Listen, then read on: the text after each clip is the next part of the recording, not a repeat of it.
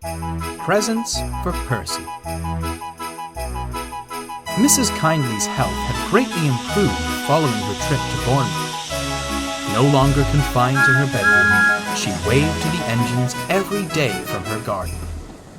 In the lead-up to Christmas, however, Percy saw less of her. She must be cold, not having a firebox. Oh, I hope she isn't ill again. He needn't have worried, for one morning, Mrs. Kindly stood happily on the platform. "Oh, Percy, it's wonderful," she smiled. "My family is coming from the mainland for Christmas. I get more excited every day." "Some of my friends live there too," Percy replied. "I haven't seen them recently, with how busy the branch line's been. I miss them dearly. I wonder how they're spending Christmas." Percy puffed unhappily away. Mrs. Kindly felt very sorry for him. 2 days before Christmas, Percy was waiting at the junction when, with a roar, Bertie's bus skidded to a halt nearby. "You shouldn't be racing in this weather," Percy scolded. "This is urgent," wheezed Bertie. "I was meant to collect Mrs. Kindly's family at Barrow, but their train is stranded. The other railway has no engines to spare. It could be ages before they're rescued." "We can't have that," Percy frowned. "I'm sure one of the mainline engines can help." Percy tried all day, but his luck didn't match his optimism. "Gordon, could you—" "Can't stop. Tidmouth bound.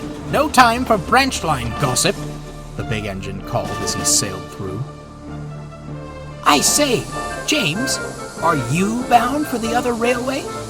"My stopping train stops everywhere but there," the red engine huffed.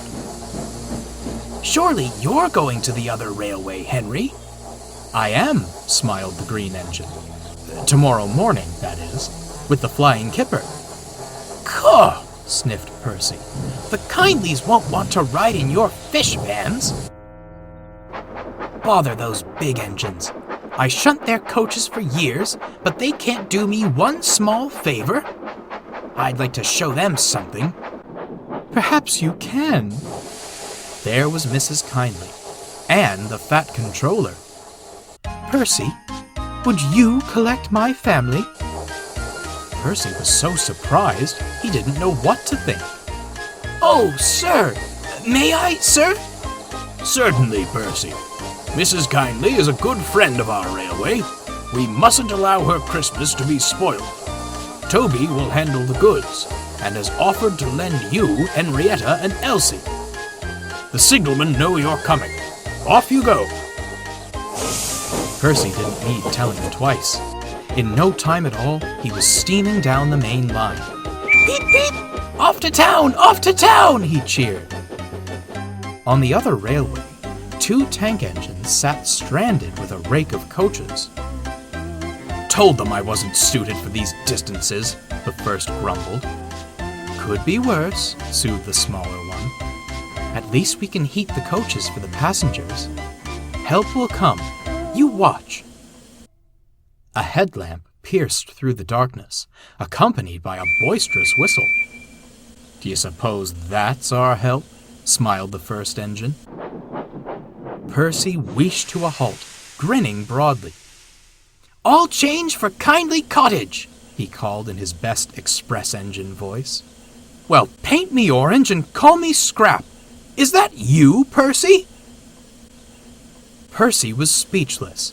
The stranded engines were his friends, Ginty and Pug.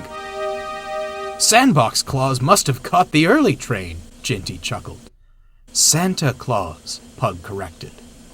"What are you two doing out here?" Percy gasped. "It's all wheels on deck for the other railway," explained Pug. "Every engine that can be working is working. We were drafted to pull this lot to Barrow, but someone went and broke down." "Merry Christmas to me," Ginty groaned, rolling his eyes. "Please help our passengers," pleaded Pug. "Someone will come for us. Eventually." "I'm not leaving you stranded," Percy snorted indignantly. "You have steam, don't you, Pug? I say we get you to our works. Then I'll take the passengers on. The 2 tank engines beamed. Their drivers agreed to the plan, and the cavalcade was off into the night. Percy and Pug worked their hardest. Ginty could only will them on. That's it, boys! A pair of super saddle tanks you are! At last, tired and triumphant, they reached the works station. The Kindleys cheered the engines to the echo, and as they boarded Henrietta, Percy helped Ginty and Pug to the shed. It's a cold, dark shed, Ginty observed. Better than the cold, dark night, Pug retorted. Just you be thankful Percy showed up. I am indeed, Ginty relented with a smile. Bless you, Percy. Now, you get those people to their family. And Merry Christmas, Pug added. Merry Christmas to you both. Seeing you two is the best present an engine could have asked for.